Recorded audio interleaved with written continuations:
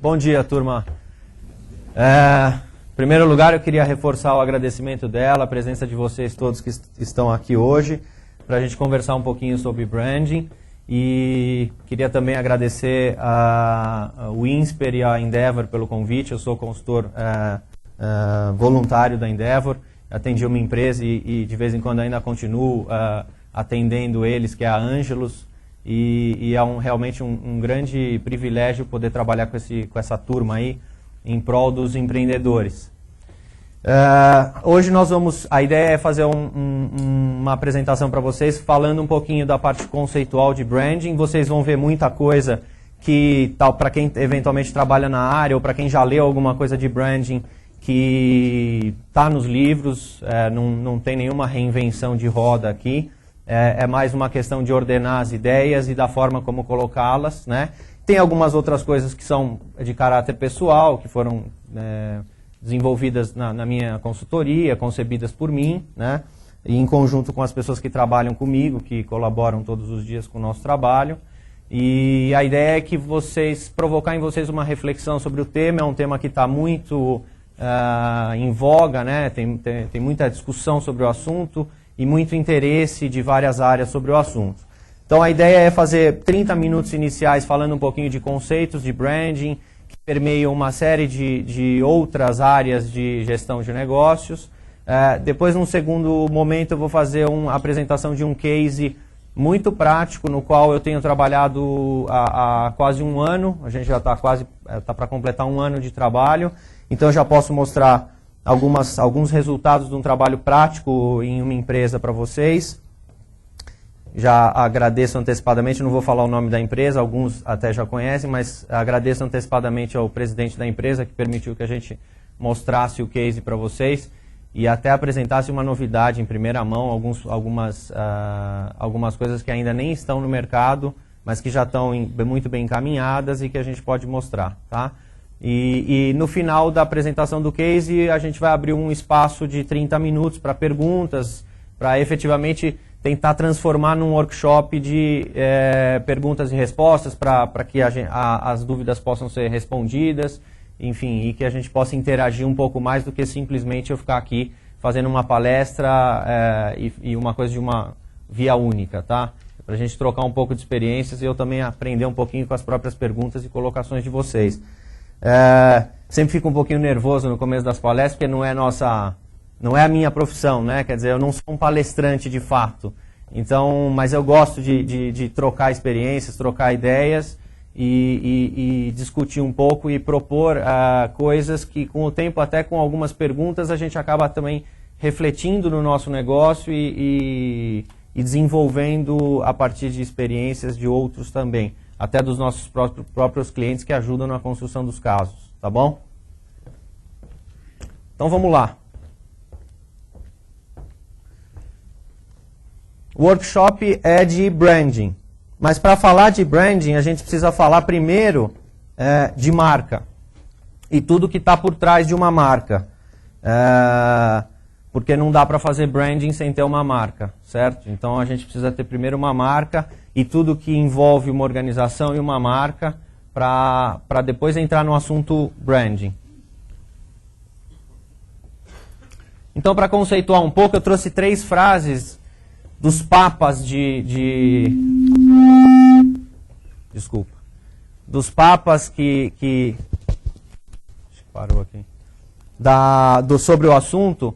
São pessoas extremamente reconhecidas e notórias sobre o tema e algumas das colocações deles a respeito de marca.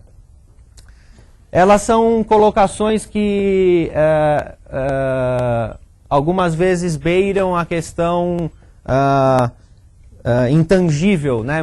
Muito mais a questão intangível do que a questão tangível ligada à marca.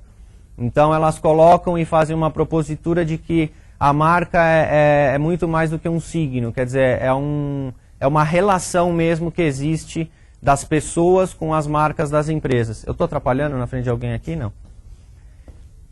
O David Acker, para quem não conhece, para mim é como se fosse o Philip Kotler eu coloco ele como se o Kotler está para o marketing, assim como o David Acker está para a questão do branding e a gestão estratégica de marcas, né?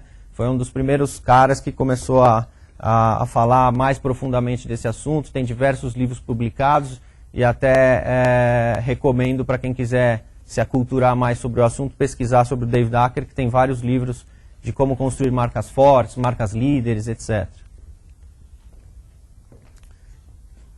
Colocando isso, a gente pode falar um pouquinho de branding, começar a entrar no tema branding, e aí eu queria dizer para vocês o seguinte, que ainda não existe uma definição, digamos, clássica do que é branding, né? Não tem uma unanimidade. Eu estudei fora, já fiz alguns cursos aqui, já vi algumas palestras aqui de branding também, costumo ler bastante, reportagens, tudo que sai sobre o assunto, e existe uma convergência sobre o tema, mas não existe uma definição específica que todos, sobre a qual todos concordem e trabalhem e pautem as ações das empresas em cima disso. Então, é importante que a partir desse ponto vocês abram o seu radar, vamos dizer, liguem o radar e fiquem atentos e consigam interpretar todas as coisas que estão sendo ditas sobre esse assunto e transformar isso para a realidade do negócio de vocês. Eu acredito que aqui devem ter empreendedores, devem ter pessoas que trabalham na área de design, devem ter pessoas que trabalham com comunicação. Então, o importante é construir esse caminho junto e fazer com que a sua realidade se reflita sobre determinados conceitos, né?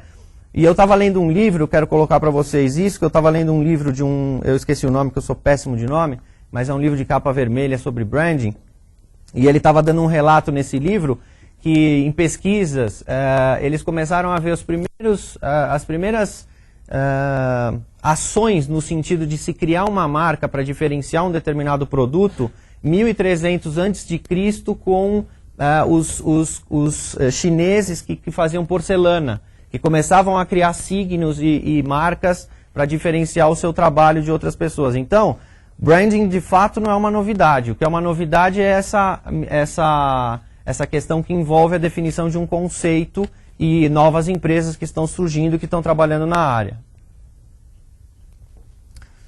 Eu trouxe uma definição longa aqui, mas vou pedir para vocês se atentarem ao que está em negrito, que são a fase intermediária e a última, que é uma definição do Acker, que está na internet, no Wikipedia, onde ele diz que o branding é a execução de várias ações de marketing, que posicionam a marca, etc. e tal. Agora, um alerta muito importante que eu queria dar para vocês, uma mensagem, uma semente que eu queria plantar em vocês com relação ao branding, é com relação a essa última parte aqui do texto, que diz claramente, e eu concordo 100% com o que está escrito ali, que o branding ninguém faz branding sozinho. Ele é uma disciplina cooperativa, né? Que envolve diversos profissionais de várias áreas, né? Relações públicas, marketing, administração, semiótica, design gráfico, arquitetura, enfim. Esse conjunto de ações feitas por esses profissionais específicos e as interações que existem entre esses profissionais e o resultado dos seus trabalhos é que compõe um processo de branding, tá? Eu tenho a minha definição, obviamente, não quero concorrer com o Acker nem com os outros grandes nomes, mas ela é um pouquinho menos visceral, digamos, menos romântica, um pouco mais prática, porque eu tenho uma cabeça muito prática, eu sou um administrador, e apesar de ser um apaixonado por marcas, e de que a marca ela é uma representação, né? Ela é uma representação visual e de qualquer maneira ela pode criar uma personalidade para as pessoas, se relacionando ou não com elas. Porque tem algumas marcas que você nunca comprou aquele produto, nunca usou aquele serviço, mas você tem uma imagem daquela marca que está formada através de influenciadores ou simplesmente pelo fato de você ver aquela marca e por questões de semiótica interpretar. Semiótica que envolve os sinais, as cores, né? Eu não sou técnico na área, mas essas coisas conotam alguma coisa, alguma personalidade no inconsciente coletivo, né? mesmo que você não se relacione diretamente com ela. E a minha definição de branding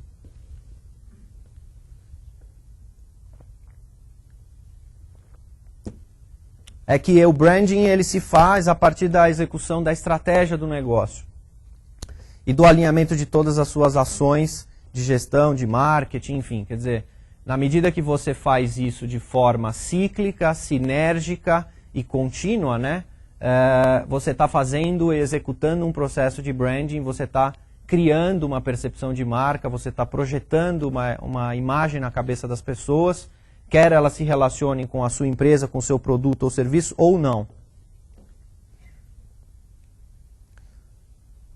Então, para mim isso significa que, isso é uma coisa muito importante, que a marca ela é sempre um reflexo da organização.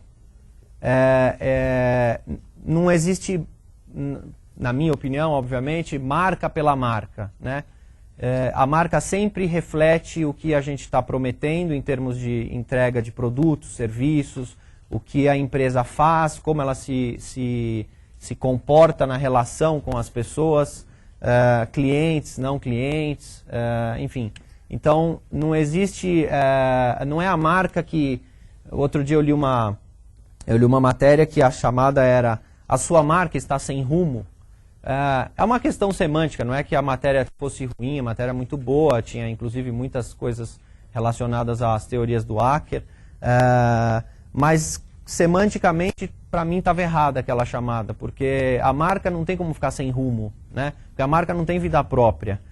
Quem pode estar sem rumo é a empresa, ou um departamento da empresa, ou um gerente de produto, alguma coisa assim. Ele pode estar eventualmente perdido, tendo dificuldades para fazer a gestão de todos os pontos de contato da marca, mas a marca em si, ela não tem essa conotação de que ela pode estar perdida, né? Na realidade é a organização que pode estar perdida e os reflexos disso podem estar impactando na marca e nas interações da marca. Então o negócio está sempre no centro da questão, depois você tem a marca refletindo esse negócio, depois você comunica como você quer que as pessoas percebam essa marca de fato, e aí você vai gerar uma demanda e uma interação com a marca para concretizar essa percepção ou não, né?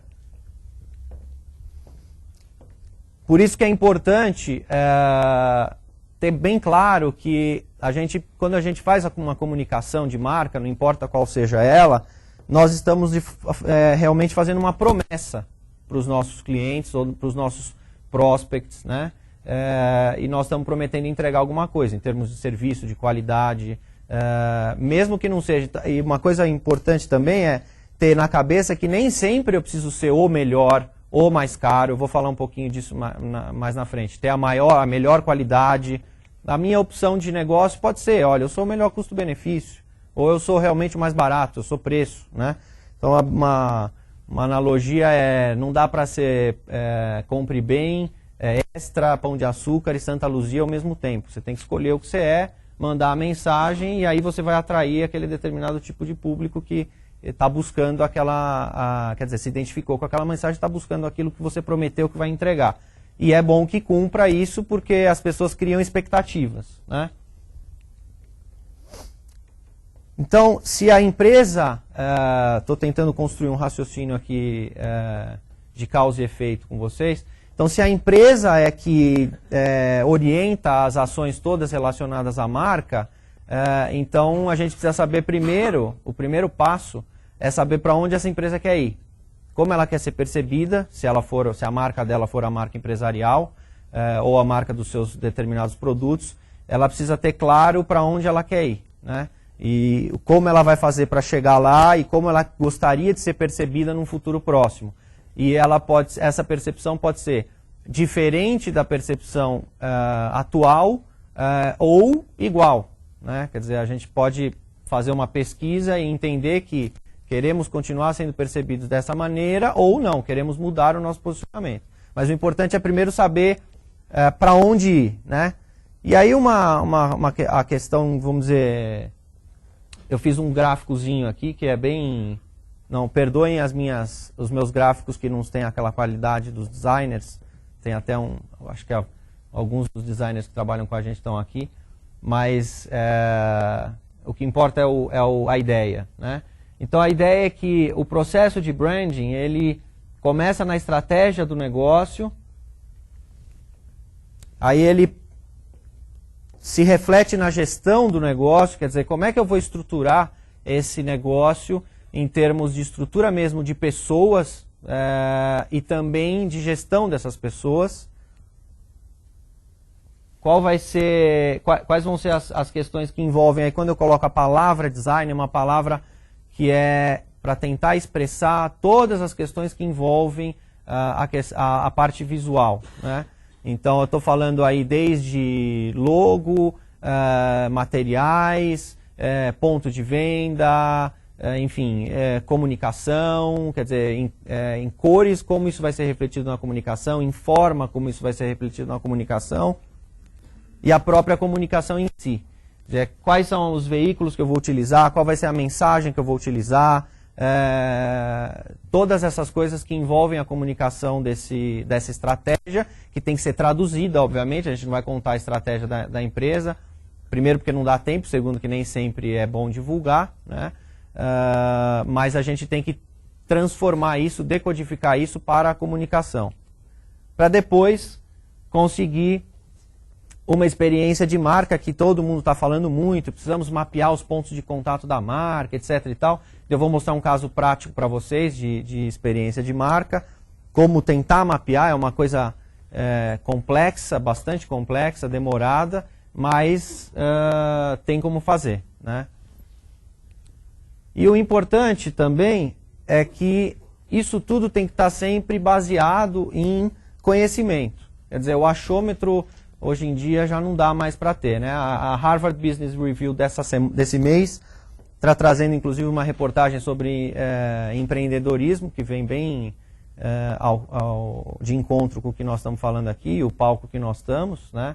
E eles estão justamente dizendo que o empreendedor de sucesso de hoje não é mais um aventureiro, ele é um grande gerenciador de risco. Ele é um cara que tem que pensar, tem que analisar as informações que vão impactar no negócio dele. Então, o empreendedorismo não significa aventurismo, né?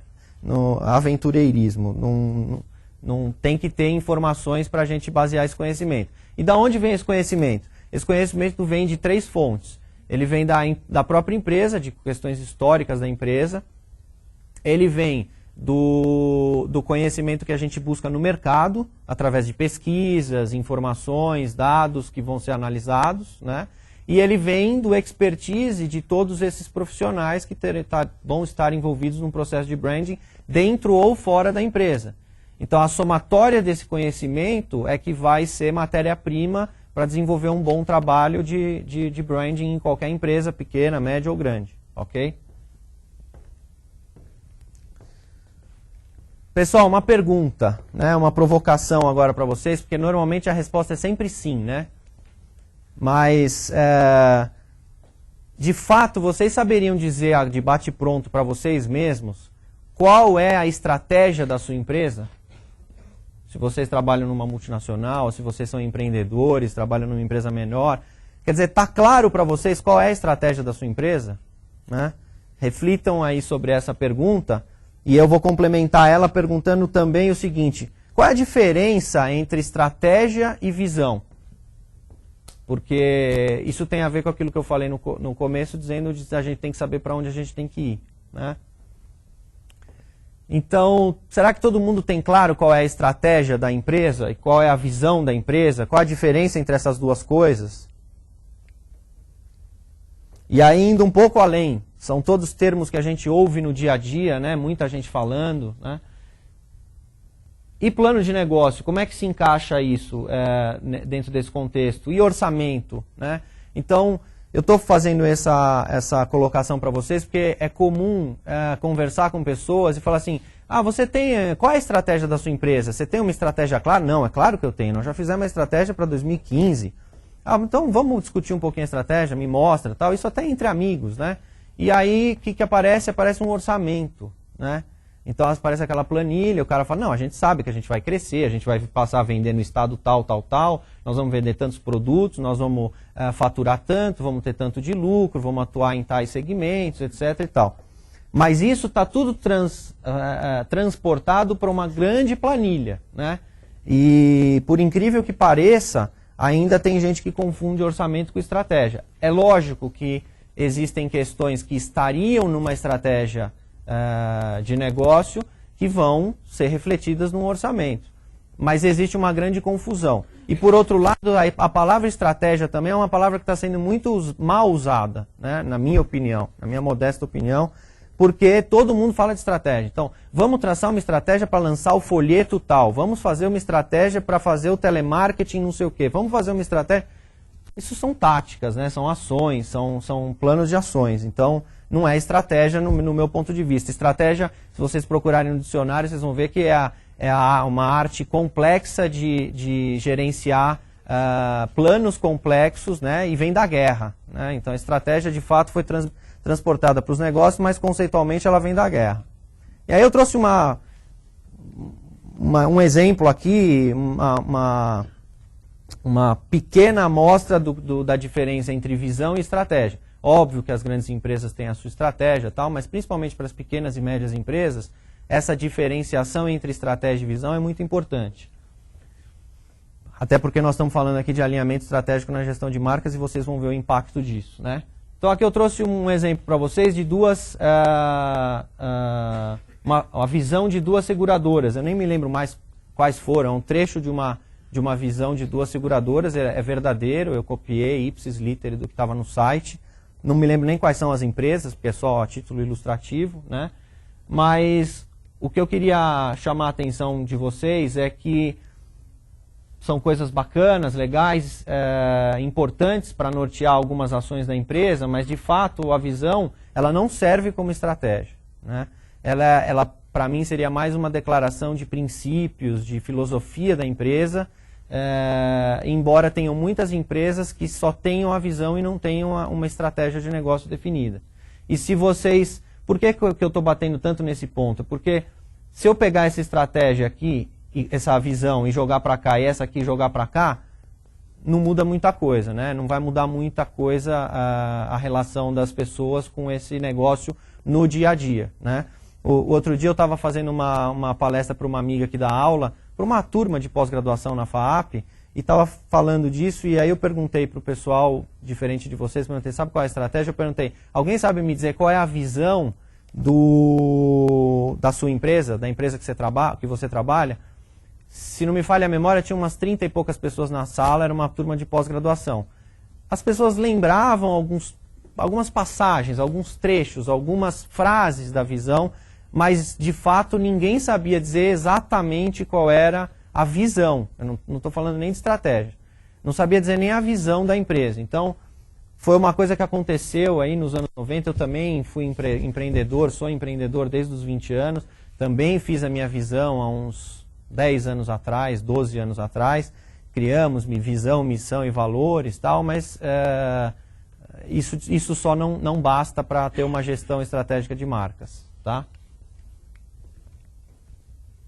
Então aqui eu fiz um exemplo e ele está totalmente desprovido de qualquer razão, foi simplesmente uma coisa que me veio à cabeça ontem. Eu fui escrevendo um apanhado de ideias e de coisas de estratégias que eu já vi e já ajudei a constituir, mas aqui seria uma estratégia de negócio onde eu contemplo várias questões qualitativas e quantitativas do negócio, que vão nortear as ações das empresas nas áreas que a gente mencionou. 2015, então, a empresa XPTO será a maior empresa de investimentos financeiros para pessoa física, né, com faturamento tal, com lucro líquido de tal. Aqui fala um pouquinho da gestão, como é que vai ser a gestão dessas pessoas, como é que vai ser, aqui continuando a parte de gestão, como é que vai ser o futuro disso para as pessoas que trabalham nessa empresa, como é que vai ser um pouquinho o perfil desses clientes, né? Os serviços que vão ser prestados, e aqui a questão um pouco mais intangível que está relacionada à marca, né? Então, percebam que essa, se fosse uma estratégia verdadeira, que não é, uma hipotética, ela é bem diferente de uma visão que é uma coisa mais abrangente, menos palpável e que não serve para todas as empresas. Porque se eu levar isso aqui e fizer uma plaquinha e colocar em outra empresa, não vai funcionar, porque muita coisa não vai coincidir com o daquela determinada empresa. Então, tem que estar claro para todo mundo quais são os objetivos qualitativos e quantitativos da empresa, em termos estratégicos, porque isso vai acarretar no que eu chamo de desdobramentos, né? E aí sim entra a missão, que é a missão de que cada departamento vai ter que cumprir para executar essa estratégia, né? Indo até a questão que envolve os colaboradores. Uma vez a gente estava numa empresa e tinha eu estava numa empresa e tinha uma declaração assim enorme, numa parede bem grande da empresa, da entrada da empresa. Então, no ano tal, uma coisa bem próxima com essa que eu coloquei aqui para vocês, no ano tal faturaremos não sei quantos bilhões, seremos reconhecidos de tal e tal forma, tal não sei o quê. Tinha isso, mas faltavam os desdobramentos, porque a gente, nas entrevistas com os colaboradores, a gente ouviu muito assim, putz, muito legal, estou vendo isso daí, mas eu não sei exatamente como é que nós vamos fazer para chegar nisso, porque era uma coisa bem distante da realidade da empresa naquele momento, né? E ele falou assim, eu não sei qual é o meu papel nisso. Eu não sei o que eu faço. Eu chego aqui às 8 horas da manhã, sento na minha mesa, eu não sei o que eu tenho que fazer para contribuir para esse negócio acontecer daqui 4, 5 anos, né? Então, é muito importante traçar junto com a estratégia o plano de ação e definir o que cada colaborador vai fazer, cada departamento vai fazer para contribuir para a execução dessa estratégia.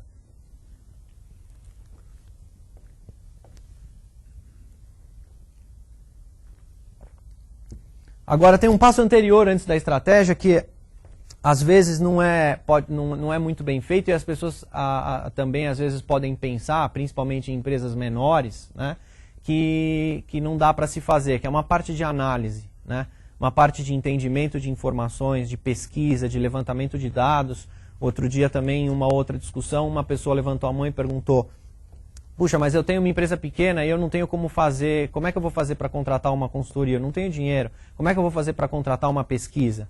E aí eu dei um exemplo de uma empresa que buscou auxílio na universidade, uma universidade, pegou um grupo de alunos e desenvolveu um projeto junto com esses alunos. Quer dizer, fez um trabalho muito bem feito, eles fizeram um trabalho de conclusão de curso que acabou servindo para auxiliar a empresa no seu planejamento, né? Então sempre tem solução, dá para fazer uma pesquisa, por mais simples que seja, dá para fazer uma pesquisa ali caseiramente ou pedindo ajuda para pessoas, tal.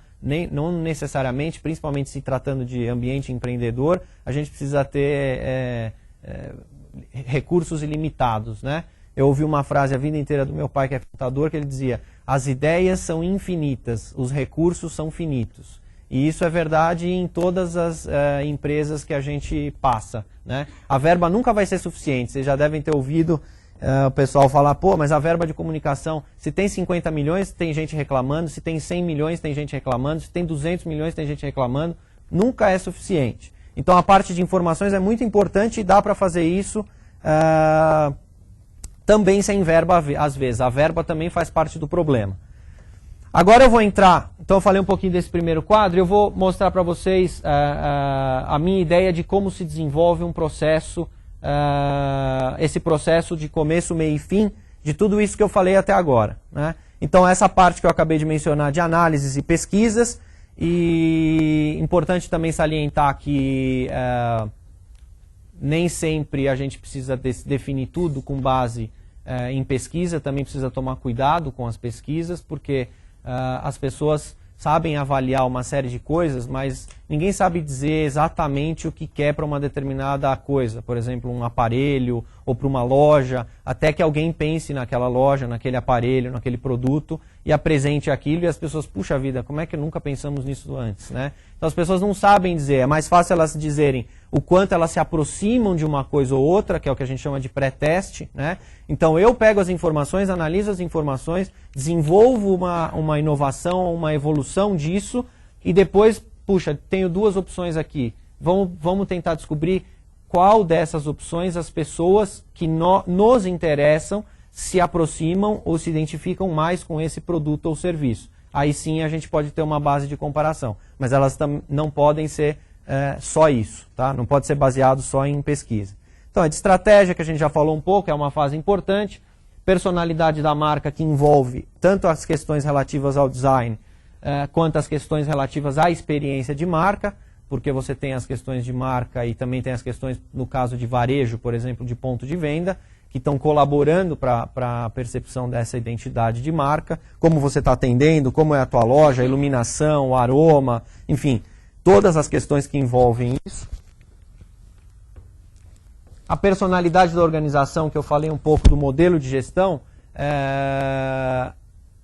se a gente parar para pensar um pouquinho, pensar em algumas das grandes empresas, dos grandes casos de sucesso, como fundos de investimento ou outras empresas que estão aí no mercado e que são benchmark, estão entre as maiores e referências de trabalho de marca, etc. e tal.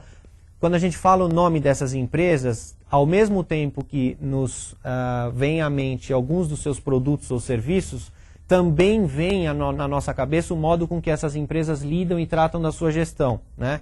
Então tem coisas famosas, o processo de trainee da empresa tal, como os consultores da empresa tal trabalham e trabalham 16 horas por dia, viram à noite, dormem na empresa, como eles são agressivos em bônus e metas, né? Ou do outro lado, como a empresa é uma mãe, né? Essa empresa trata os colaboradores como se fosse de fato uma família. Então isso tem a ver com a personalidade da empresa, que em geral vem da essência da empresa, de quando ela foi fundada. E é importante ter isso claro, porque de acordo com cada tipo de personalidade de empresa, pessoas em termos comportamentais vão se adequar mais ou menos para aquele ambiente de trabalho. E vão contribuir mais ou menos, porque vão se sentir confortáveis de fazer parte daquele grupo, contribuindo para a construção dessa identidade de marca, tá? Eu não vou falar muito desse assunto, porque o foco é mais a estratégia, o posicionamento, mas só para dar um overview disso daí. Posicionamento mercadológico, eu vou falar bem mais detalhado um pouco mais para frente, que é um dos temas do nosso workshop. Aí, a partir de todas essas informações e de tudo isso bem estruturado, obviamente que na vida real nem tudo funciona exatamente ao mesmo tempo, né? Mas é bom que se tenha uma noção de um processo. Você, teoricamente, chega numa fase de planejamento da comunicação. Como é que eu vou transmitir essas informações, né? De que forma eu vou transmitir, por meio de que veículos eu vou fazer isso, de que ferramentas de marketing eu vou usar, né? Estou apontando para cá. Depois, de fato, você tem o processo de comunicação, que vai sendo feito de forma constante, né? Ou deveria ser. Por fim, para gerar uma experiência de marca, tá? Então, essas são as principais etapas de um processo, na minha opinião, completo de branding, que envolve todas aquelas áreas que a gente mencionou, que eu mencionei no começo, tá? Agora eu vou entrar um pouco mais a fundo na parte de posicionamento mercadológico, e vou começar a correr porque o tempo está apertado. E eu coloquei essa imagem aqui para dizer o seguinte: a estratégia nem sempre, em termos de posicionamento, precisa ser que eu quero ser o líder, quero ser o melhor, já falei isso, né? Hoje em dia não dá para querer atender todo mundo. Então, outro dia eu ouvi também de um empreendedor, todo mundo que entra no shopping com 40 reais, nem me lembro o número que ele falou, 30, 40 reais no bolso, é meu cliente. Isso não é mais bem verdade, né? Depende da classe social, depende da idade, depende do comportamento dessa pessoa, né? Por mais que você tenha um negócio que sirva para todos os tipos de pessoas e públicos, isso não é mais verdade, porque as pessoas se comportam de forma diferente, mesmo estando na mesma classe. Então, dentro da mesma classe, você tem várias tribos. Então, o que eu quero dizer com isso? Que o posicionamento não é só esse aqui que é certo. Esse aqui também pode ser, né? Quer dizer, ser a segunda, a terceira ou a quarta, ter uma estratégia que a gente no futuro vai ter uma fusão, uma aquisição, ou vai comprar a gente, ou vai fazer uma joint venture, ou vai vender a empresa, enfim. Também pode ser uma estratégia. Não precisa ser sempre, nós precisamos ser o posicionamento tal, né? Todos os posicionamentos funcionam. Falando um pouquinho de questões que têm que ser pensadas em termos de posicionamento, A gente tem aqui os atributos funcionais de produtos e serviços, que tem que ser bem definidos e bem claros. Tudo isso depois vai subsidiar o processo de comunicação, por exemplo, né? Os atributos emocionais das marcas, quer dizer, qual é o vínculo que eu vou gerar com essas pessoas, né? Tem um livro bacana que chama O Herói e o Fora da Lei, que trata muito bem desses atributos emocionais, que é um livro que explora bastante as questões relacionadas ao inconsciente coletivo, aos arquétipos de Jung, né? De novo, também não sou profundo conhecedor do assunto, mas quem tiver interesse pode ler esse livro, que vai tratar muito dos atributos emocionais das marcas e de como as pessoas passam a se relacionar e comprar determinados produtos ou serviços simplesmente pelo posicionamento daquela marca em termos emocionais. A personalidade dessa marca, que também tem a ver com os atributos, né? E como vai ser feita a essência dessa comunicação, quer dizer, qual é a mensagem que nós vamos querer transmitir de forma consistente para que as pessoas recebam essa informação e se identifiquem com essa mensagem. Um outro quadro importante de posicionamento é a questão de clientes e não clientes. Aqui os não clientes podem ser dois grupos de pessoas. Os não clientes são aquelas pessoas que eu não tenho como cliente ainda, mas que eu desejaria ter. Eles ainda não são clientes da minha empresa, mas podem ser. E também podem ser os não clientes, aqueles que eu não quero ter. Quer dizer, determinados, eu posso e devo estabelecer qual é o grupo de pessoas que de repente eu não quero atender na minha empresa. O meu produto não foi feito para essas pessoas. Então, eu tenho que cuidar para que essas pessoas não recebam equivocadamente uma informação e passem a utilizar aquele produto. E como aquilo tudo não foi planejado para elas, elas não vão se identificar. Elas podem até se tornar pessoas insatisfeitas com a compra e a utilização daquele produto ou serviço, mas de fato aquilo não foi feito para elas. Então, se a gente estivesse agradando elas, a gente estaria fazendo alguma coisa errada mesmo, porque na estratégia a gente definiu que o nosso foco era outro, né? A outra questão importante aqui é a questão da promessa da marca, quer dizer, o que é que essa marca está prometendo fazer por meio dos seus produtos e serviços, né? Pontos de paridade e diferenciação são questões que envolvem o posicionamento para que as pessoas tenham uma referência do que a gente é, né?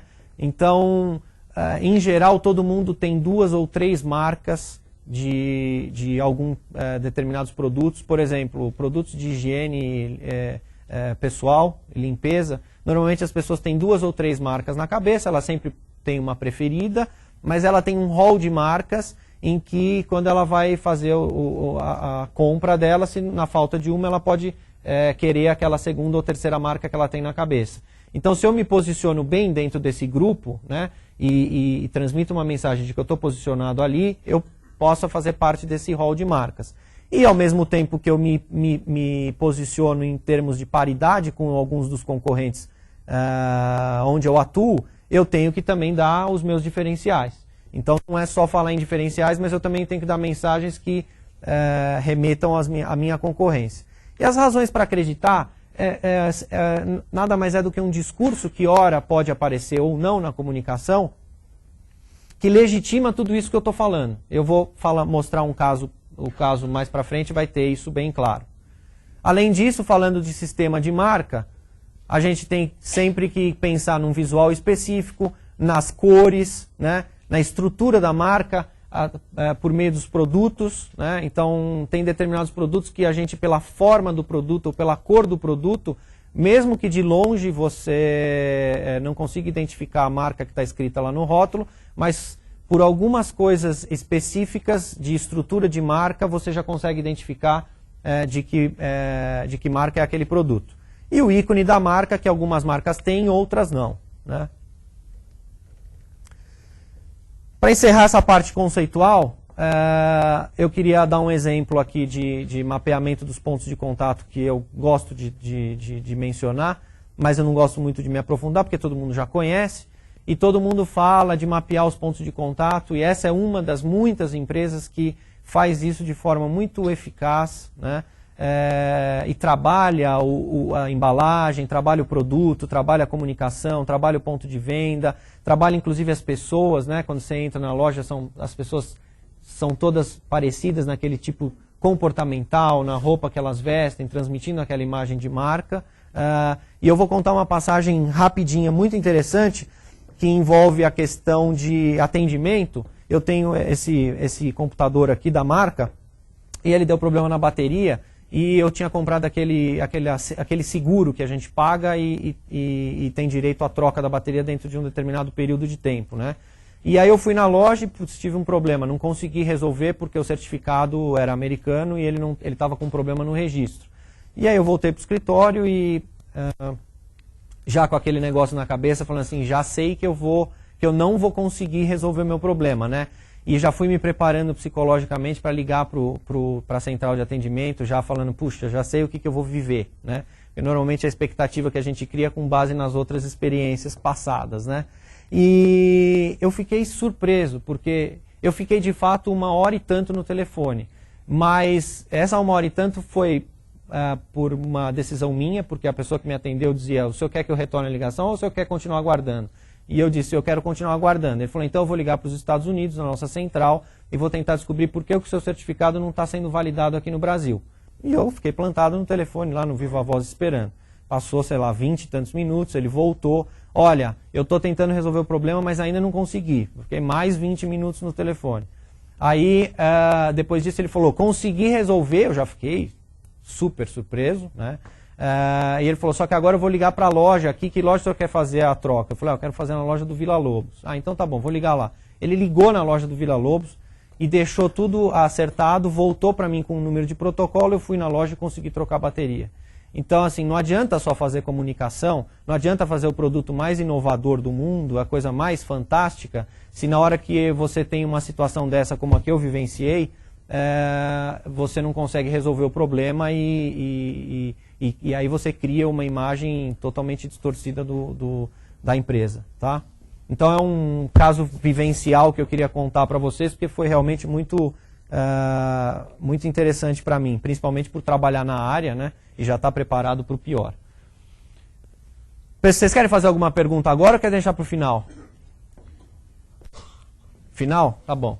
Então, olha, agora eu quero mostrar para vocês, eu não vou... O Herói e o Fora da Lei.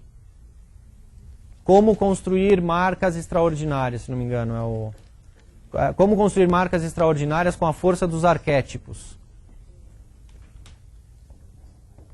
Depois, se o pessoal da INSPER puder e quiser, eu posso passar uma relação de alguns dos principais livros que eu recomendo sobre o assunto, tá? E aí vocês podem, eu vejo com ela como é que faz para mandar para quem se inscreveu, tá? Mas esse aí.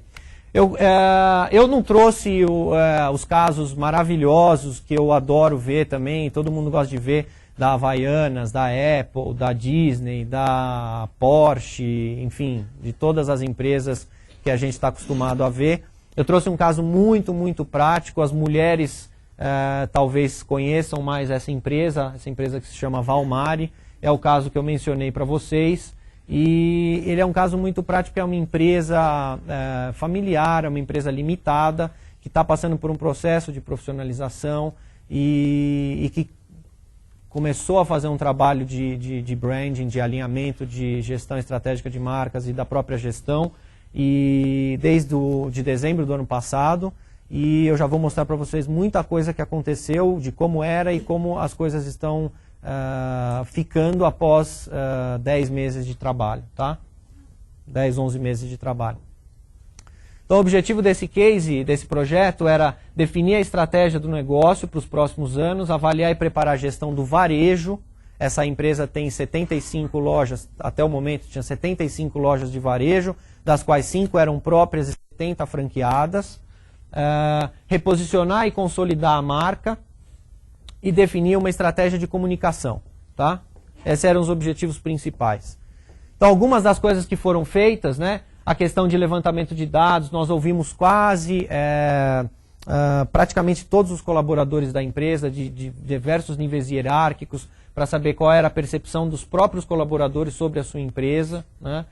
Fizemos discussões em grupo com consumidoras, fizemos pesquisa, E também fizemos a nossa pesquisa de mercado, pesquisamos tudo que tinha. Um diretor da empresa foi para a feira de Milão para trazer informações, enfim, foi feito um grande levantamento de dados, né? A estratégia do negócio foi sendo construída à medida que isso ia acontecendo, foram tratados de canais de venda e distribuição, como ia ser o novo modelo de franquia, porque esse negócio é um negócio que surgiu há 30 anos atrás, totalmente focado para o público profissional, das mãos de uma das pessoas que é a fundadora e continua sendo a diretora técnica da empresa, que é uma pessoa brilhante em termos de desenvolvimento de produto, de conhecimento da área, né? A questão de gestão de lojas eu já falei. Na questão de gestão de lojas, eu falei um pouco da personalidade da organização. Nós fizemos um trabalho de definir o perfil técnico e comportamental, inclusive dos franqueados. Porque alguns casos de problemas em franquias, a gente acaba notando no dia a dia, que são, eu já fui franqueado, aos 20 anos eu fui franqueado, que tem muito problema por causa do perfil do próprio franqueado. Então não adianta só ter dinheiro, não adianta só ter vontade, tem que ter perfil para ter um determinado tipo de negócio, né? Então um negócio de alimentação é uma coisa, um negócio de dermocosmético é outra. Então nós fizemos um trabalho em que contratualmente o franqueado é obrigado a fazer essas avaliações e se ele for um franqueado investidor, ele, por exemplo, ele tem que ter um operador que esteja adequado ao perfil para operar esse tipo de negócio. Só para vocês terem uma ideia de como foi trabalhar na questão da gestão do varejo, tá? Também passava pelo projeto fazer a reformulação da marca, com o Brand Book. Numa outra apresentação, uma pessoa falou, pô, mas você não falou que é Brand Book. O Brand Book é muito mais do que um manual de identidade visual da marca que prevê tecnicamente, brilhantemente feito pelos designers, as aplicações, os cuidados de manusear e de aplicar uma marca, né? Ele vai além da questão ligada só à marca. Ele permeia as questões que envolvem a identidade visual da loja, questões de embalagem, de materiais internos da empresa, desde a assinatura de e-mail até o ponto de venda mesmo, tá? Então, só para fazer esse breve parágrafo, né? O posicionamento mercadológico, que nós já falamos, vocês vão ver um dos slides, que é o que eu posso mostrar. O projeto arquitetônico da loja, algumas linhas nesse caso era uma primeira linha de produtos, o mapa da experiência que eu vou mostrar para vocês em termos práticos e a estratégia de comunicação, que a gente não vai falar agora porque não dá tempo. Puxa, que pena. Não está dando para ver muito bem, mas essa é uma loja da empresa. Será que se apagar um pouquinho aqui melhora? Não? Diminuir? Beleza, obrigado. Então essa é uma das lojas da empresa, é uma loja que fica na Avenida Ibirapuera. Ela tinha um foco totalmente para o público profissional, né? Já estava um pouquinho... Estava precisando já de uma reformulação, né? Essa aqui é a parte interna da loja, né? Então, notem que aqui as estantes elas são metálicas, você tem umas aplicações que remetiam às coisas relacionadas à manipulação, porque ela surgiu de uma empresa de manipulação de produtos e depois se transformou numa indústria de dermocosméticos, né? Então sempre tinha esse foco de resultado e vocês estão vendo aí um pouquinho da empresa, um pouco também da comunicação, de produtos. Esse é uma van de um dos franqueados que estava no dia lá visitando a loja. Essa aqui é a promessa da marca, né? Que vai além de uma simples assinatura. Tem que dar resultado mesmo. Aqui eu vou mostrar um pouquinho da linha de produtos para vocês. Então já comecem a perceber que tinha uma certa dissonância, digamos, entre os diversos produtos, né? E até mesmo dentro de produtos da mesma linha. Essa linha aqui é a mesma, mas você já tem uma cor diferente, você tem aplicações de informações diferentes dentro da mesma linha de produto. Essa também é uma embalagem da mesma linha, ó, que já tem uma submarca, né? Porque você tem a marca Valmari, a submarca Corpore e uma outra que é a Unishape, que é a marca do produto, que no produto anterior você não tinha, né? As questões de shape, notem essas questões de embalagem. Alguns outros produtos.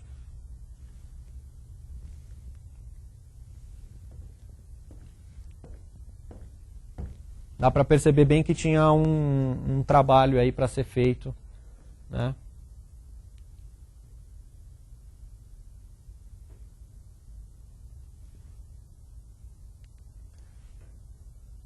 A marca, né?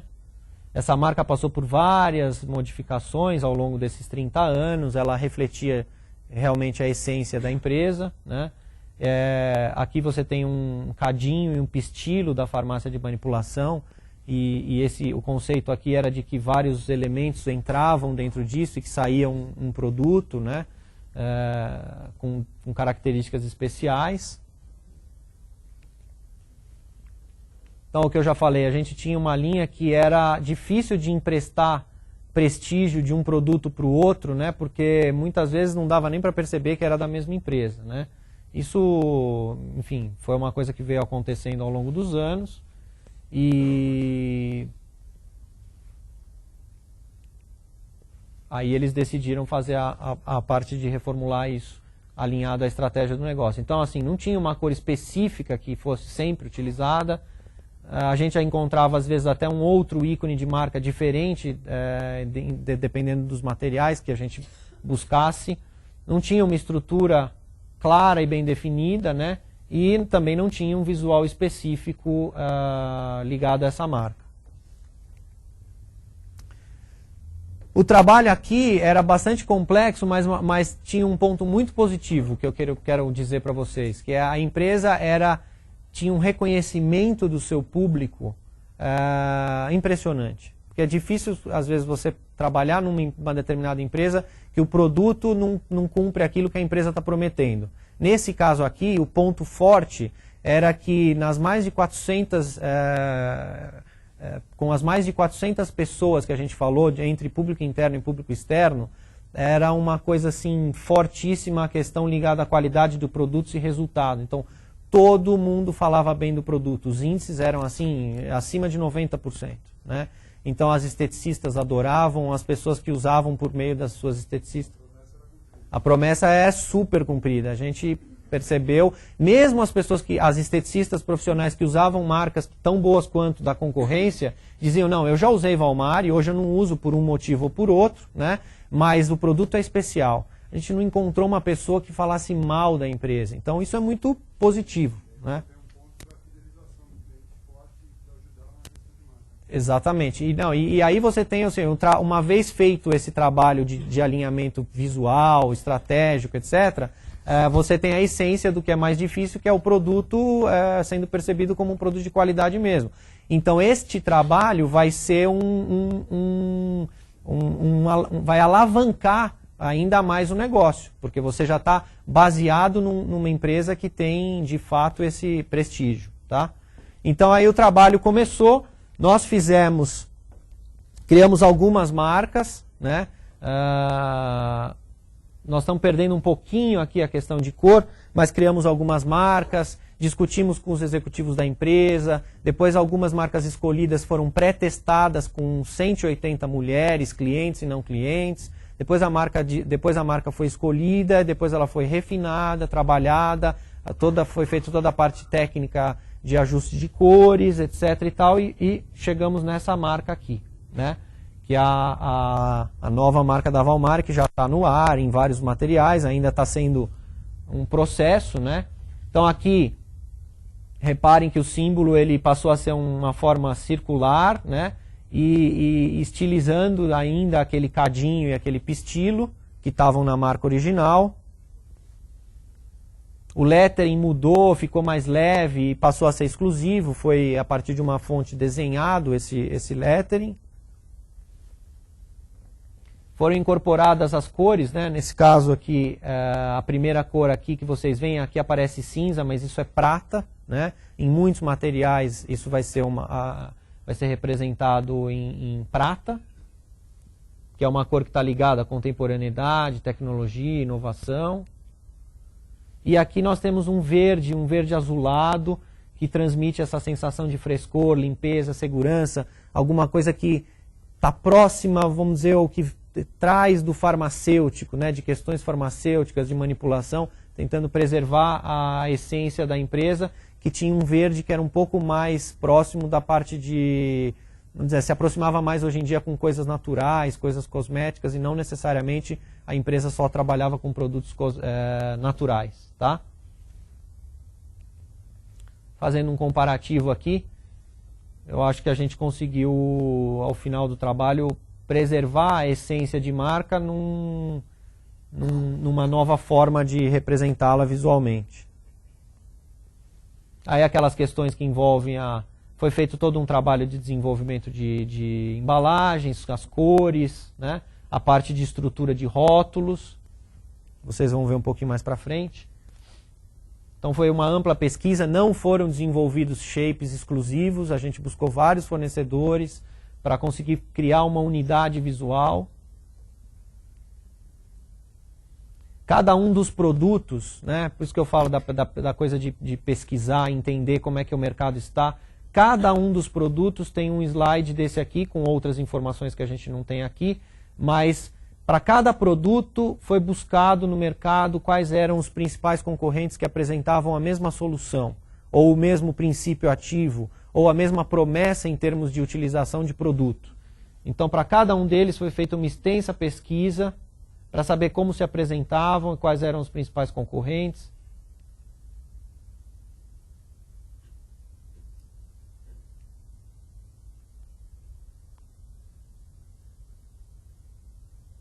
Tanto em termos de embalagem, quanto em termos de quantidade, apressamento, diferenciais de produto, coisas que a gente poderia incorporar nos novos lançamentos de produtos, né? E aí, depois de todo esse trabalho, só agora, no final de praticamente 9 meses, é que foi desenhado, e entre as opções apresentadas, foi desenhado, que foram desenhadas, foi escolhido pelo cliente a opção de uma das linhas de embalagens da linha consumidor, que é um foco de atuação do cliente, agora que eu vou falar um pouquinho mais. Então esse é o primeiro, vamos dizer, um exemplo visual de como vão ser as novas embalagens. Então tem bastante colorido, as cores já representam as suas respectivas linhas. Você tem uma parte muito forte de brancos aqui, né? A estrutura da disposição das informações está muito bem feita, independentemente da forma orgânica que foi criada para elas. Um exemplo do que pode ser o cartucho dessas embalagens para uma determinada linha. E aí, com isso, eu quero dizer para vocês que um outro foco da empresa também na parte estratégica foi mudado, né? Era uma empresa que era totalmente focada para o público profissional e que agora também vai passar a atender o público consumidor. Então eu mesmo era usuário de Walmart e nem sabia, quando a esteticista lá, da minha esposinha na minha casa usava isso há 9 anos e eu não fazia a menor ideia, né? E ela adora os produtos, fala muito bem dos produtos, e eu não sabia nem que ela usava esses produtos em mim, né? E agora então o foco vai ser também atender a consumidora, né? Das classes B e C prioritariamente, obviamente de todas as classes, mas prioritariamente das classes B e C, esse é o foco.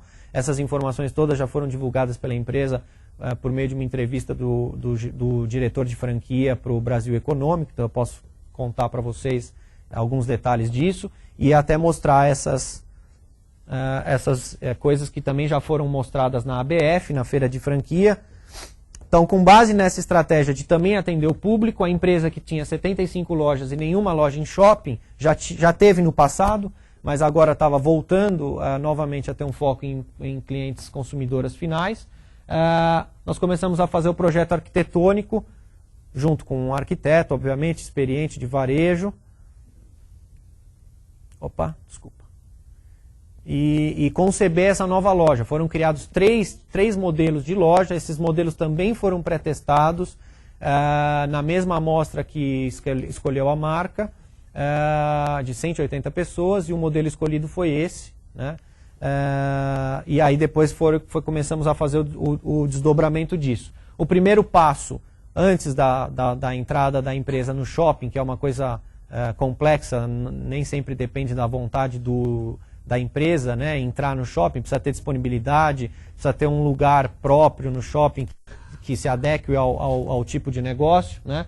Então a primeira ação com o novo layout foi montar um stand simulando uma loja na feira da BF. Aí essa foi a pena que a gente está com um problema de iluminação aí. Mas essa foi o stand já pronto, né? Vocês veem que eles já têm as prateleiras, tem as questões todas de fachada, de iluminação.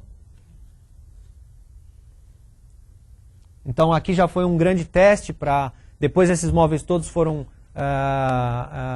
avaliados, foram refinados, para saber o que precisava mudar de altura de prateleira, de profundidade, etc, etc. Então aqui já foi um grande teste e depois isso tudo vai ser montado na primeira loja, que vai ser no shopping Ibirapuera e que deve estar aberta até o final do mês de outubro. Até o final do mês que vem, no máximo novembro, a loja já está aberta, o ponto já está fechado, eu posso dizer isso para vocês. Então vocês vão ver a concretização disso em poucos dias. Aqui já tem um 3D da loja, né, de como vai ser a loja. Uma representação. Essa representação aqui já mostra bem como é que vai ser a loja em termos de iluminação, disposição de produtos, a parte interna de apoio. Aqui vai ter, por exemplo, uma cadeira para as pessoas poderem, principalmente as mulheres, né, poderem testar os produtos. Uma espécie de camarim ali no canto para elas usarem. Essa loja também vai oferecer alguns serviços rápidos de estética que a pessoa pode marcar, né? Tem alguns concorrentes que já fazem isso no shopping. Aqui é um exemplo do quadro de posicionamento, né? Que aqui em termos de clientes e não clientes estão especificadas as mulheres de tal idade, tal classe, que se preocupam com o bem-estar, com a imagem. Esse público já realizou ou pretende realizar tratamentos estéticos, tem uma renda tal. As esteticistas a mesma coisa, deixando claro qual é o foco de atuação da empresa. Quais são os pontos de paridade desse nosso negócio, né? Nós somos especialistas em dermocosméticos. Eu falo nós, né, porque eu estou trabalhando há tanto tempo na empresa que eu faço parte da empresa também. Portfólio completo de produtos, testes de eficácia dermatológicos que a empresa faz, são multifuncionais e tem diversos protocolos de atuação, né? Então a empresa vai se diferenciar por custo-benefício, entrega em domicílio, ela tem uma escola de formação técnica que se chama SECA, que já formou diversos profissionais de estética. A promessa está aqui de novo, né? Cosmética de resultados. Razões para acreditar, é uma empresa que está há 30 anos no mercado, né? Não é fácil chegar aos 30 anos, a gente está bem consciente disso. É uma das marcas mais usadas e recomendadas pelas esteticistas. Eu diria que, vamos dizer, para chutar um número baixo aqui, 70%, 80% das esteticistas que têm mais de 3 anos de profissão usam ou já usaram o produtos Valmari ou usam algum tipo do produto Valmari todos os dias no seu trabalho, né? Aqui tem uma pessoa muito forte aqui que legitima todo esse discurso, que é a fundadora da empresa, que está lá à frente da área técnica da empresa, tem um conhecimento teórico prático enorme, know-how no desenvolvimento de produtos, enfim, todas as coisas que legitimam esse discurso. Isso aqui vai aparecer hora ou outra na comunicação, no ponto de venda, em materiais de apoio, enfim, vão dar suporte a toda essa questão de posicionamento de marca, tá? Para encerrar, eu vou mostrar para vocês, sem dar detalhes, obviamente, porque não posso, mas esse aqui é o mapa da experiência do consumidor que nós estamos desenvolvendo para esse cliente. E ele, de fato, ele mapeia os principais pontos de contato da marca, começando pelos influenciadores, quer dizer, quais são as pessoas que influenciam, derrubam ou ajudam na compra desses produtos. Aqui os pontos de contato em termos de comunicação, obviamente específico para esse mercado, para esse cliente, né? As questões de online, né? de virtuais de comunicação, as ferramentas, os materiais de apoio, em termos de loja, catálogos, flyers, take one, etc, etc, etc. as revistas femininas e especializadas, os principais veículos de comunicação, por exemplo, as questões que estão relacionadas com a loja, o ponto de venda, né? Aqui, vitrine, estacionamento, aroma, tudo isso está contemplado aqui. As questões que envolvem o produto e a utilização do produto, então embalagem, manuseio, etc. e tal, e o próprio uso do produto. E a parte de relacionamento, né? Que tem a ver com o ciclo de compra, né? Quer dizer, como é que as pessoas se relacionam com essa empresa depois de ter vivenciado isso daqui. Isso tudo aqui está baseado em informações de pesquisa, né? E depois a gente transfere algumas dessas informações. Percebam que tem uma diferença de nuance de cores aqui, porque como a verba, eu disse, é limitada, nós precisamos aplicar ela de forma bem eficiente. Então, plotando aqui nesse mapa aqui que a gente chama de mapa da relevância e mapa da lealdade, eu transfiro esses pontos aqui para dizer o que é mais, o que mais gera lealdade a partir do contato da marca com essas consumidoras, o que eu tenho que ter mais atenção, né? Para evitar de fazer e para fazer consistentemente, para gerar lealdade a essa marca de produtos, né? E aqui embaixo, da mesma forma, identificando as coisas que são mais relevantes, porque não necessariamente elas são as mesmas coisas. A coisa pode ser uma coisa relevante, mas não está diretamente ligada à lealdade, a fazer com que a pessoa se torne leal à marca. Tá? Então, isso é um exemplo de marca. Aqui embaixo tem o termo criado pelo hacker aqui de brand equity, né? Quer dizer, o valor da marca. E para terminar, gente, eu vou mostrar um último quadro para vocês, que é um quadro que é um pouco menos detalhado, quantitativo do que o outro, que é o quadro que eu chamo que é um quadro orgânico, onde a gente coloca todas as principais marcas concorrentes e, através do entendimento de como essas marcas se posicionam, né, elas também têm o posicionamento delas e elas também têm um discurso no site, na comunicação, etc. e tal, que fazem com que ela crie uma determinada característica de marca. Né? E aí a gente faz uma espécie de clusterização aqui, não tem nenhum envolvimento estatístico aqui, mas é muito mais conceitual em termos de atributos, de como as marcas se posicionam, e aí dessa forma eu consigo identificar quais são as marcas que mais se aproximam e mais se afastam do meu discurso, né? Quer dizer, eu me coloco aqui, vamos dar um exemplo, como uma marca amiga, como uma marca natural, como uma marca próxima das mulheres, e a outra se coloca como uma marca sofisticada, de produtos diferenciados, inovadora, a outra se posiciona de outra forma, então a gente consegue aqui mapear um pouco para deixar bem claro para todo mundo que está trabalhando nessa empresa qual é o nosso posicionamento e quem é que está mais próximo ou mais distante da gente, tá? Gente, eu acho que era isso que eu tinha para falar para vocês. Estourei 10 minutos do tempo aí, porque o tema é bastante interessante, complexo e espero que tenha sido de utilidade para vocês. E agora vamos abrir aí mais 30 minutos para vocês fazerem perguntas e fazer um debate, ok?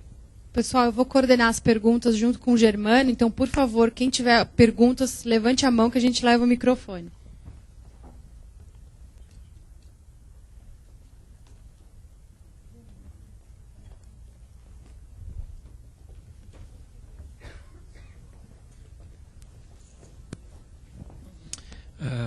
Max, aqui na frente. Opa! Eu vou fazer uma pergunta em relação a esse case, que eu acho que ajuda, é bem prático, como você mesmo propôs, né? Pois não. Você falou de números da Valmari, em relação à idade dela, resultado, número de franquias, até ali a pessoa contribuiu confirmando que a promessa foi cumprida, né? Está sendo cumprida. Diante desse quadro tão favorável, o que levou a Valmari a procurar vocês, a querer fazer todo esse trabalho, né, de gestão, né, enfim, de estratégia? O que eles perceberam ou através a partir do momento que vocês entraram, vocês já foram também com trabalho, é claro, também percebendo e contribuindo. Não, o mérito foi deles, não fui eu que os procurei. O mérito foi todo deles de identificar vários, não só um aspecto, vários aspectos. Primeiro, alguns indicadores dentro da própria empresa. Segundo, eu não mencionei aqui, mas existiam, por exemplo, vários problemas de embalagem, né? Terceiro, a própria análise da concorrência, que já estava passando bastante à frente deles, né? Os dois principais concorrentes deles em termos de loja, embalagem, etc. e tal. Então, a análise e a percepção da movimentação da concorrência já passando na frente fez acender uma luz vermelha lá dentro, né? E, por fim, um processo interno de profissionalização da empresa, que antes era uma empresa totalmente familiar, e a empresa decidiu se profissionalizar, então trouxe novos gestores, enfim, e aí desencadeou todo esse processo a partir daí, tá? Teve até uma mudança societária, né? Então foram a conjunção desses fatores que os levou a contratar um trabalho desse, tá? Pois não. Max, meu nome é Juliana, eu trabalho no Itaú BBA, na área de derivativos, né? Os produtos derivativos, eles estão com uma imagem, a gente acredita que ser ruim no mercado por causa dos problemas que tem com a Sadia. Então eu queria saber de você, assim, sugestão você daria, qual seria a primeira ação que você faria para a gente tentar mudar isso? Primeiro faz um favor para mim, me explica para mim e para todo mundo que são exatamente os produtos que vocês vendem nessa área.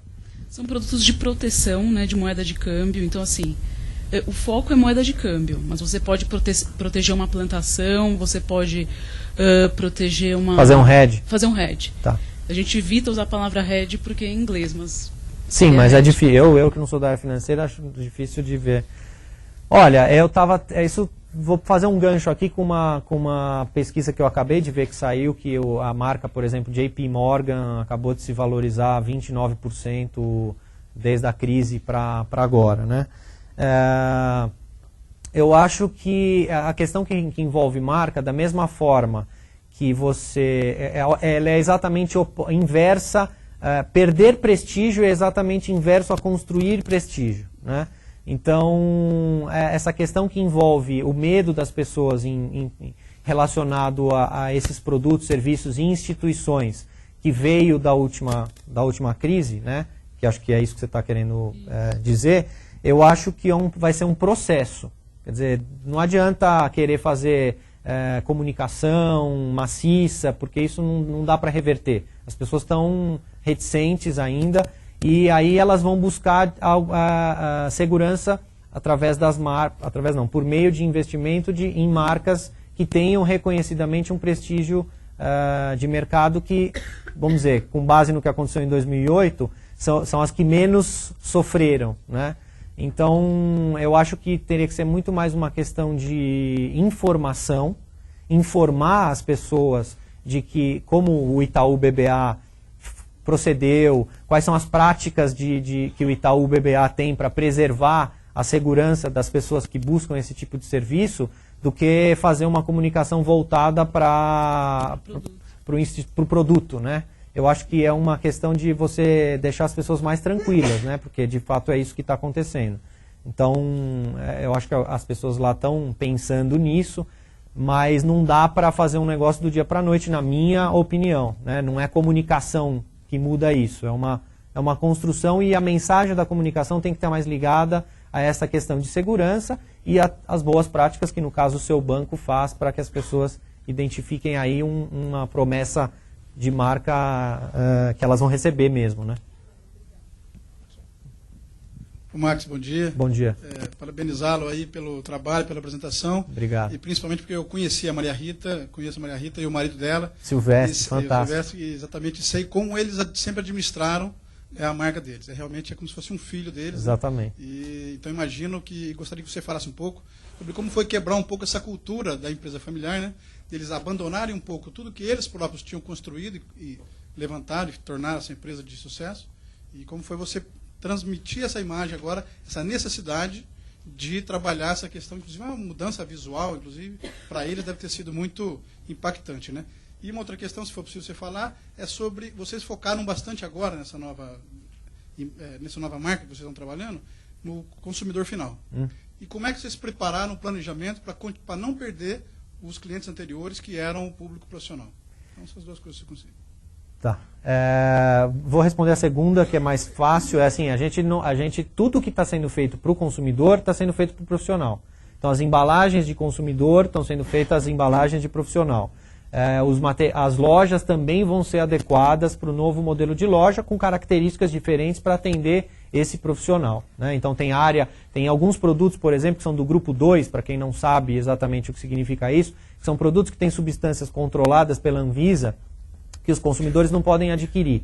Então aí tem uma área específica só para os profissionais, ele compra com a carteirinha dele, os potes são de meio quilo, 1 quilo, né? Porque ninguém vai comprar um pote de 1 quilo, e tem alguns produtos que precisa ser feito com massagem, que a pessoa não consegue fazer.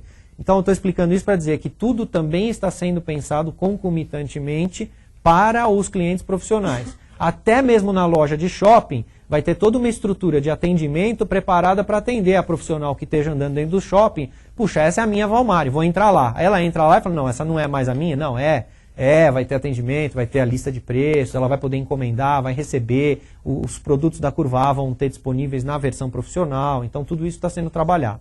Respondi a tua segunda pergunta. Respondendo à primeira, o primeiro passo foi eles me contratarem, né? Contratarem a nossa empresa para fazer o trabalho, ou se tivessem contratado qualquer outra para desenvolver o trabalho.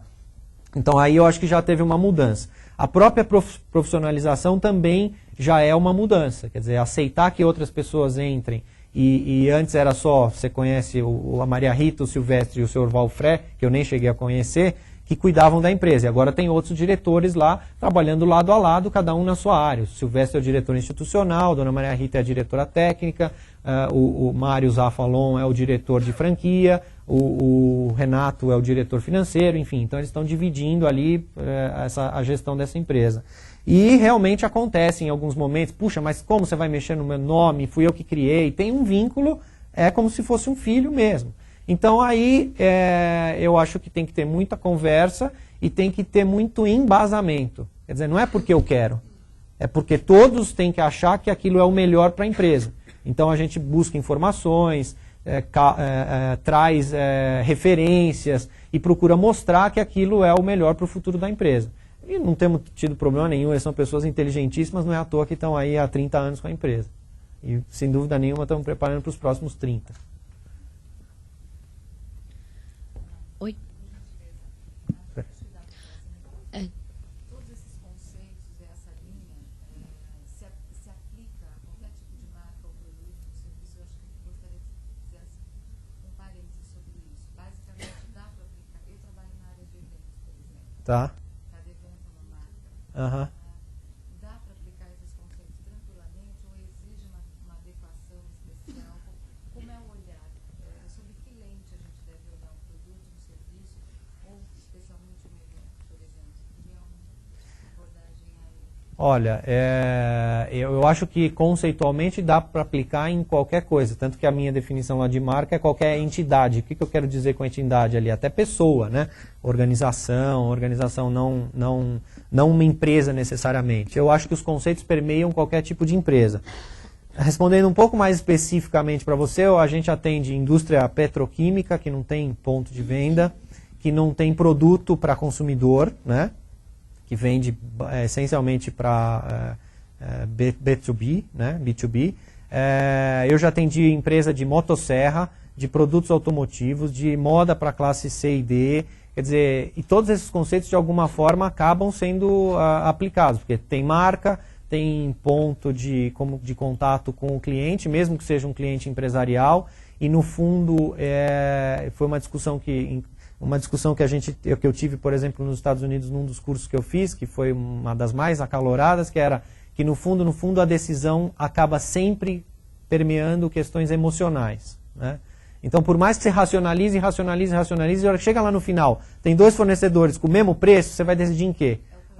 No cara que te atende melhor, no cara que te trata bem quando você liga e tal. Então, eu acho que serve para qualquer negócio. O marketing sensorial, como que entra nessa Pessoal, eu tenho 4 perguntas aqui no fundo. Eu queria só Vamos pedir para que passar, vocês eu ver se eu levantem a respondo. mão para perguntar, para a gente poder sanar as dúvidas de Eu todo só mundo. vai passando o Então, a microfone, eu só próxima vou responder pergunta o tá ali. dela. Por favor, levante a mão quem perguntar. tá O bom? Martin Lindstorm, que é um dos caras que está falando muito disso, né? Brand Sense, etc. e tal. Eu acho que isso tudo agora faz parte. Quer dizer, sempre fez. As empresas agora que estão... Tem uma reportagem no Estadão da semana passada falando decifre-os ou perca-os, né? Falando dos consumidores, que eles estão usando a neurociência, né? E a questão do sensorial também, a iluminação da loja conta, o aroma conta. Vocês não passando na frente de uma loja no shopping, você está passando, você sente o cheiro, o aroma, né? Cheiro. Mesmo estando em outro corredor, você já sabe da que marca é aquele aroma. Tem marcas que estão usando isso muito bem, né? Próprios shoppings têm esse cheiro. Então, Iguatemi tem. Outro dia eu estava falando com um dos caras que desenvolveu o aroma e eu falei, puxa, o cheiro do shopping Iguatemi e tal. Ele falou, o cheiro do Iguatemi, cheiro de rico, né? Enfim, então eu acho que vale isso aí também. O que mais? Desculpa. Oi, eu queria perguntar, na verdade, na parte de serviços, porque normalmente você manter a dificuldade que é você conseguir controlar a percepção do consumidor, o relacionamento do consumidor com a marca, quando você tem uma parte de serviço grande, que normalmente é pulverizada, e como é que você consegue pensar nisso, ideias ou, sei lá, exemplos que você tenha para dar? Olha, como a parte de serviços está muito ligada à questão de pessoas, né? Porque serviços envolvem diretamente pessoas, eu acho que aí o foco tem que ser ainda maior na questão da gestão, né? Então, gestão de pessoas, né? Então, as questões, por exemplo, de perfil que eu mencionei, perfil técnico, porque tem o perfil técnico e o perfil comportamental. Você pode ter 2 pessoas que têm perfil técnico para ocupar aquela vaga, mas não tem perfil, uma pode ter perfil comportamental e a outra não ter nenhum, né? Então, infelizmente tem pessoas que fazem uma opção de carreira em termos de se nutrir profissionalmente, de conhecimento, mas elas de fato não têm perfil para exercer aquela função. Elas têm que ser usadas em funções de suporte ou funções acessórias, né? Um exemplo bem prático disso, né? Então, se você vai contratar um vendedor, esse cara tem que ter perfil de vendedor, né? Ele tem que ter dominância alta, influência alta, tem que ter estabilidade baixa, tem que gostar de dinamismo, de velocidade, de pressão por venda, porque terminou o mês, no mês seguinte começou o reloginho de novo. Não é todo mundo que se dá bem com isso. Só que, infelizmente, não são todas as empresas que usam essas ferramentas, que tem várias disponíveis no mercado, para fazer essa identificação, né? Então, eu acho que no caso do serviço, um ponto assim chave é a gestão de pessoas, em termos técnicos e principalmente comportamentais, tá? Max, parabéns pela apresentação e pelo trabalho desenvolvido. Opa, peraí. Eu venho de empresa familiar na área de saúde e uma outra empresa de cachaça. E nas 2 empresas não se tem a cultura do marketing. Quer dizer, a gente está num momento de sensibilização dos gestores para a questão do marketing. Minha pergunta é, como é que você inicia esse processo de sensibilização? E no caso de pequenas empresas, que imagino que tem muitas, quer dizer, a questão do recurso limitado, a dificuldade em contratar um serviço mais especializado. Nesse caso, como é que a gente começa um trabalho? Quais são os primeiros passos que eu vou ter um resultado e vou começar a iniciar a ter um trabalho de marca mais apropriado? Olha, primeira coisa é a seguinte, esse tipo de trabalho não acontece se o dono da empresa ou o presidente da empresa não comprar a ideia. Não adianta. Não adianta, tem um monte de empresas que às vezes a gente é procurado por pessoas da empresa que são gerentes ou até diretores da empresa, né? E a gente sempre pergunta, olha, quem é o capitão desse barco aqui é o presidente da empresa, é o dono da empresa. Então esse cara tem que comprar a bandeira de que a marca dele é uma coisa importante, precisa ser trabalhada e que essa parte estratégica que envolve marca e tudo isso que eu falei aqui é importante na agenda dele, né? Então a primeira coisa assim, não adianta forçar. Se o dono da empresa ou o presidente da empresa não comprar a ideia, não vai acontecer, garanto, né? Porque ele vai chegar numa hora que vai ter que ter uma decisão dele e ele vai dizer não e aí acabou, o projeto para. Então os donos da empresa têm que estar conscientes. E eu acho que para convencer alguém de alguma coisa, a gente precisa ter informações palpáveis, tangíveis, né? Então não dá assim, eu acho que a gente deveria. Achômetro não dá, né? Principalmente para uma pessoa que é reticente. Então eu sugeriria que primeiro fosse feito um levantamento de informações, um levantamento até de dados de dentro da empresa, indicadores de dentro da empresa e comparativos que pudessem mostrar para essa pessoa em termos quantitativos, tangíveis, de que nós estamos aquém, por exemplo, da concorrência.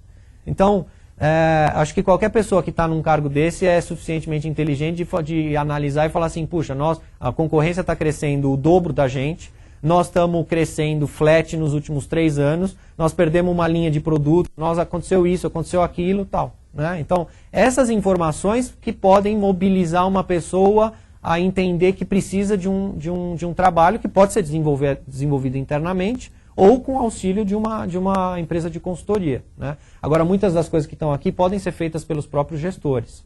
Tá? Max, parabéns. Obrigado. Meu nome é Leonardo e minha pergunta é sobre pequenas e médias empresas. Qual a abordagem no início da sua exposição? Você comentou que é uma temática muito nova no Brasil e no mundo. Falando especificamente sobre empresas de 10 a 100 funcionários aproximadamente. Qual a sua imagem sobre a aceitação das PMEs no branding? Eu acho, olha, o caso que eu mencionei no começo aqui, que eu trabalhei pela Endeavor, da Angelus, é um caso que se enquadra perfeitamente nisso que você está dando. É uma empresa de, se não me falha a memória, hoje entre 50 e 60 colaboradores. Né? Houve sim uma resistência por causa da cultura da empresa, uma empresa, na época que a gente começou a trabalhar, acho que era uma empresa de 10 para 11 anos, né? Foram 2 anos de trabalho. E houve sim uma resistência dos próprios colaboradores da empresa, apesar do presidente e da sócia da empresa quererem fazer o trabalho. Né? Tiveram várias discussões, uma série de coisas, mas eu acho que é muito propício, principalmente para este tamanho de empresa. Porque quando você vai para as empresas gigantes, já tem os policies estabelecidos, tudo que a gente está falando aqui já está pronto, né? Já está tudo feito, eles têm plena consciência de como devem tratar a marca, de como deve ser a exposição da marca. Sempre pode melhorar? Claro, sempre pode melhorar. Existem problemas? Sempre. Né? Mas eu acho que as empresas médias e pequenas têm uma oportunidade de ouro de investir nisso, porque inclusive, extrapolando a tua pergunta, o capítulo que diz do pioneirismo das empresas nas suas determinadas áreas, né? É uma vantagem competitiva. Então, se você está num mercado pequeno, que tem competidores, empresas familiares, e você tem uma mudança estratégica, um reposicionamento, uma mudança de marca, enfim, os assuntos que a gente tratou aqui antes, né, e começa a ser identificado por isso, você vai ter uma vantagem competitiva que pode ou não ser mantida, mas que, se mantida, ela vai sempre te trazer benefícios. Tá? Então eu acho que é fundamental. As grandes empresas começaram a fazer isso consistentemente muito antes de serem do tamanho que elas são hoje. O que mais? Aqui, ó. Oi, meu nome é Claudir, tenho reposicionamento de marca também para Freigutti. E referente ao mercado digital, esse reposicionamento da Valmari, ou você tem trabalhado isso também, reposicionamento de marca no ambiente online, não só no offline? Então, nós vamos fazer, dentro dos itens que eu mostrei aqui, a gente está fazendo o planejamento da comunicação dele, da Valmari. E dentro desse planejamento da comunicação, a gente está tratando do capítulo online, especialmente porque para este segmento é um dos principais pontos de busca de informação das mulheres. Quer dizer, então, inevitavelmente, um percentual enorme delas que usa. 15 dias atrás saiu uma notícia falando sobre a Clinique, não sei quem viu, que está destinando pela primeira vez mais verba para o ambiente online do que para a mídia impressa. Então, ela, se não me falha a memória, ela inverteu o jogo, 40% está indo para a mídia impressa, revistas especializadas e femininas, 60% para o ambiente online. Então, ela também já identificou uma coisa que a gente identificou, que é a busca de informação, de novidade e o relacionamento das marcas por meio dessas ferramentas de marketing. Né? E nós certamente vamos passar por esse caminho também. Tá? Então é extremamente importante o ambiente digital. Hã? Ainda não. Não, a gente está finalizando o plano para o ano que vem. O plano de comunicação para ser incorporado no orçamento desse ano para entrar em operação no ano que vem. Por enquanto a empresa está com o site reformulado, com a marca, não fomos nós que fizemos o trabalho, nem fazemos isso, não é nossa especialidade, mas ele está ainda com o jeitão que era, né? O ano que vem, aí sim, a empresa vai trabalhar para valer nisso. Hã? Tem mais uma pergunta aqui, Marcos? Não. Oi. Max, parabéns. Paula Figueiredo. Eu só senti falta no case sobre a questão da sustentabilidade. O consumidor moderno diz que o brasileiro está hoje preferindo um produto, ele escolhe um produto por preço, atendimento e qualidade. Uhum. O quarto fator de diferenciação é se ele consegue materializar se a empresa possui responsabilidade socioambiental. Uhum. E as empresas, a Natura começou com essa bandeira, a Avon, né? Várias empresas nacionais estão perseguindo esse caminho nessa parte de cosméticos, e eu não vi essa colocação nesse case sobre esse assunto. Perfeito. Com relação a isso, o que acontece? Ele não está no case por quê? Porque a empresa não tem a essência da Natura e nos últimos 30 anos ela não vem trabalhando isso em termos de comunicação e posicionamento mercadológico. Isto não significa que ela não tenha. Meu trabalho não entra na área industrial, por exemplo, né? Mas isso não significa que a empresa não tenha práticas de responsabilidade social, que ela não trate os seus dejetos, que ela não trate de forma responsável a utilização dos materiais na empresa, mas isso não é uma coisa que se encaixava para o discurso dessa empresa. Funciona super bem para a Natura, assim como, na minha opinião, não funcionaria se a gente mudasse a Natura e começasse a falar que ela é uma cosmética de resultado, né? Porque é um foco totalmente diferente. Então aqui a questão de marca não envolve isso, porque justamente tem que ser verdadeira a comunicação. Então, assim, não dá para mudar a história de uma empresa de 30 anos só porque o quarto ponto é relevante, super importante, certamente vai fazer parte de algum material, dizer... Mas não está na estratégia do negócio ser reconhecida, quer dizer, um diferencial da empresa é esse, quer dizer, a empresa vai ter práticas, mas não é por causa disso agora que todo mundo vai dizer. A minha empresa, por exemplo, não vai falar isso. Isso não significa... Mas não está na estratégia dela, porque a estratégia dela é manter esse posicionamento muito forte que ela tem de cosmética de resultado. Quer dizer, o meu produto tem resultado e todo o resto que falou. Para não ficar justamente aquele discurso falso. Bom, então vamos incorporar agora a sustentabilidade no nosso anúncio e não é verdadeiro, entendeu? Exatamente. Não, ela não quer ser percebida como a Natura, por exemplo, né? Uma empresa super referência, né? Ela quer ser percebida de outra forma. Isso não significa que ela não é, por exemplo, ela faz os testes dermatológicos, ela não usa animais, etc. e tal. Isso não significa que ela não tenha boas práticas de gestão e de sustentabilidade, tá? Mas não é um discurso que tem a ver com a marca. Bom, pessoal, eu agradeço a presença de todos vocês. Será que eles podem fazer mais uma pergunta? Tem mais uma pergunta? Você leva 5? lá para mim, Germano?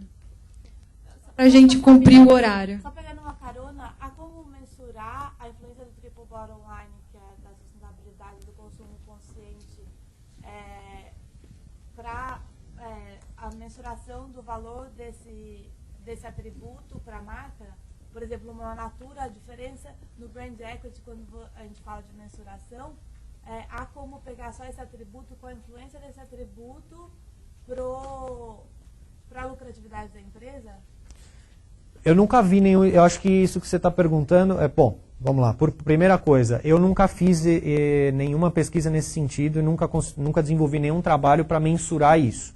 Também não vi isso ainda divulgado no mercado, né? Quer dizer, especificamente esse assunto. O que a gente vê é alguns rankings, algumas valorizações de marca, né? E aí está contemplando não só a questão da sustentabilidade, mas tantos outros atributos que permeiam cada uma delas, como a da Natura, por exemplo, que foi citada. Então, e que ainda assim é um terreno bem movediço, porque não é uma ciência muito bem exata e tem uma disparidade enorme entre rankings, né? Então, enfim, mas é um assunto ainda complexo e não tem uma definição. E eu nunca fiz nada nesse sentido, tá? Max. A última dele aqui. Última pergunta, gente. Max, eu tenho uma dúvida que já faz tempo que eu penso nisso e fica uma intriga para mim. E eu gostaria até que você pode até usar até a empresa que você está mostrando para a gente como exemplo. Essa empresa ela escolheu público B e C na sua estratégia de atuação. Uhum. Tá?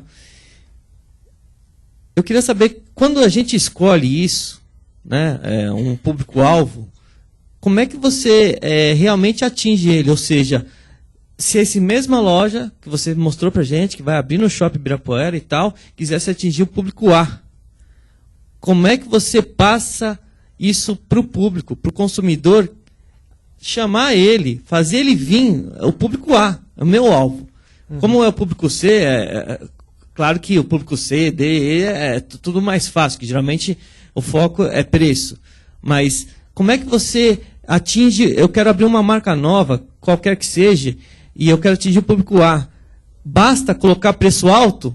Basta deixar a loja cheirosa? O que é que você, na tua visão como gestor de marcas, consegue enxergar, atingir níveis cada vez maiores para trazer esse público realmente no foco? Tá.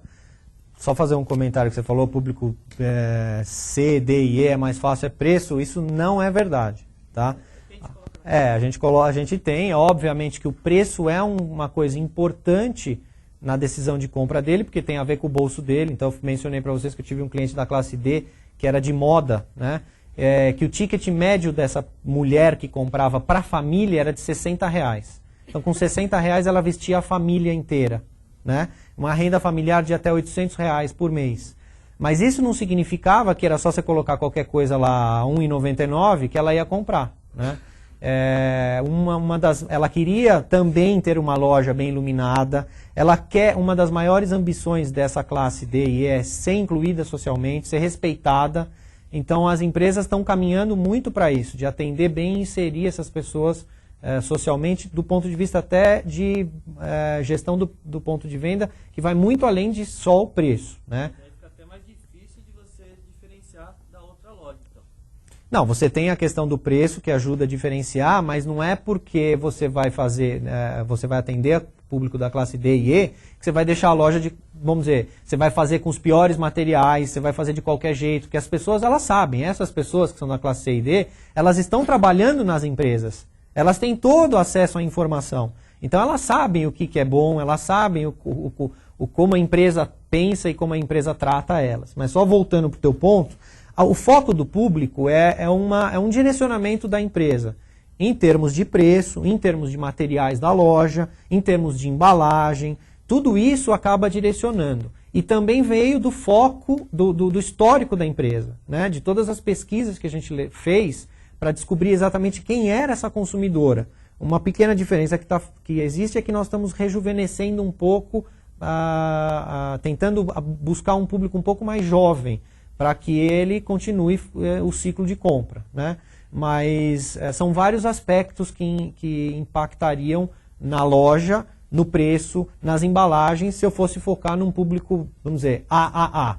Isso não significa, é o AA gargalhada que eu falo, né? Isso não significa que eu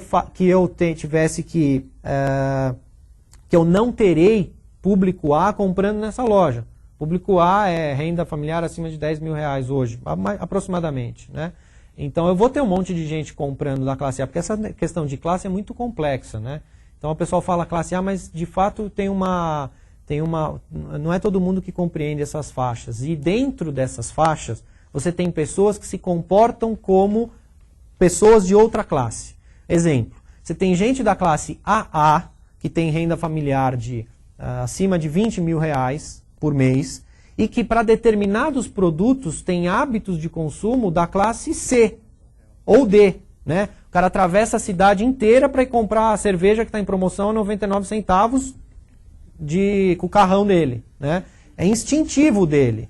Por outro lado, você tem pessoas da classe C que têm aspiracionalmente essa vontade de comprar um determinado produto e que ela dispõe de um sacrifício, faz até um sacrifício às vezes financeiro para comprar um produto que teoricamente não seria para ela, mas ela quer se sentir parte daquele grupo de pessoas que usa aquele produto.